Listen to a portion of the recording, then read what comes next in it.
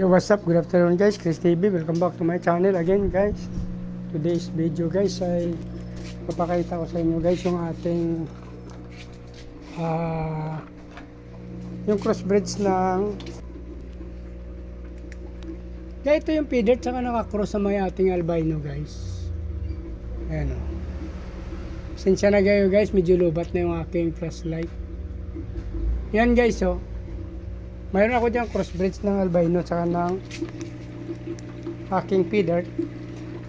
Mayroon tayo napansin na fry dyan guys. Yan.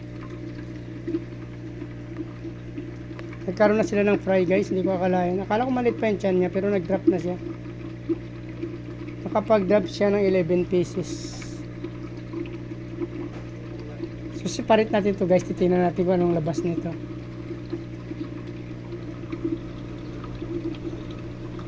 Feeder yung actually guys, ito yung feeder male, yung female nito guys, albino koi. So abangan ko na natin to guys kung anong lalabas. Papakita ko sa inyo to guys, update ko kayo kung anong lalabas nito, kung anong hitsura niya bali paglaki nila guys. 2, 3, 6, 9, 10, 11, 12 pala to guys. 2, 4, 6, 8, 10. So 12 pieces guys. Yan.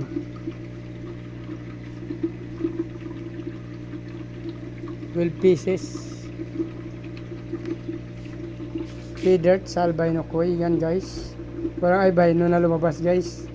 Parang dominant yung feeder, mas dominant yung feeder guys. So lahat sila kulay feeder. Kasi ang albino koi guys, makita na natin kung nagkaroon ng albino koi kasi nagkaroon siya ng parang albino white color, mostly white siya guys. So ito dark color, so dominant yung color ng male, yung feeder. Yan ang lumabas. So, abangan ay sorry guys, nabubulo na tayo. Hanapan ko ng to guys, yung tab na paglalagyan nila. Maghanap ako para ma-acclimate ko sila guys bago kita. So yun na guys, yung ating na-acclimate natin muna dyan guys. Actually 13 pila, so para guys yan 13 pala sila guys. Pero sinasabi ko nga, dominant yung feeder since kulay brown siya. Yung albino koi, hindi natin napansin, hindi natin masyado nakita yung kulay ng albino koi. Mas dominante yung male na feeder. Yung kulay niya guys.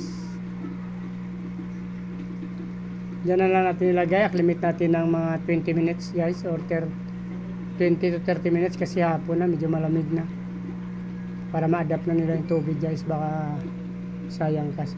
First to nila guys na guys, na baby ng feeder albino koi guys. So abangan natin, update ko kayo guys kung anong laba ang paglaki nila, anong kula, ang tsura nila. Sabi yan, nakakatuwa Nag-breed na sila. Hindi ko akalain mga anak sila ngayon guys. Kala ko sa expect pa. Maliit pa naman yun dyan. Nagbuga na pala ng 13.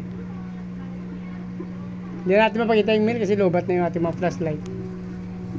So dito na lang muna guys. Please like, follow, subscribe guys kung natapos yung video na to. Sama nyo na rin notification bell para updated kayo sa video na ina-upload ko araw-araw.